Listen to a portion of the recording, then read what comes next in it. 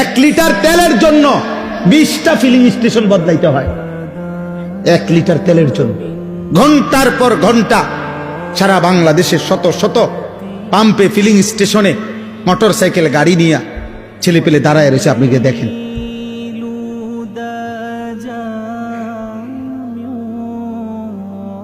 আল্লাহ তাআলা যদি নিরাপদ না রাখে, দোস্ত, তোমার বাবার বিদেশ, ঢাকা শহরের চাকরি, কোনোটারই কি নাই, নিরাপত্তা নাই, নিরাপত্তা নাই।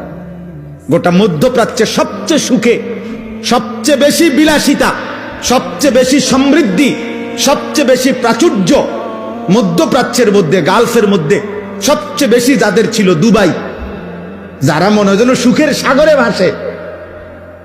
4-5টা বোম পড়ছে শুধু, পুরা দুবাই পর্যটক খালি। আর কিছুদিন যদি এই অবস্থা চলে তো দুবাইওয়ালারা বিখ্যাত থালাও পাইতো না। বিখ্যাত, জি জি, আপনি খবর নেন কত প্রবাসী যে কাইন্দা আছে, চিল্লাইয়া দোয়া চাইতেছে আমগো কাছে ডেইলি।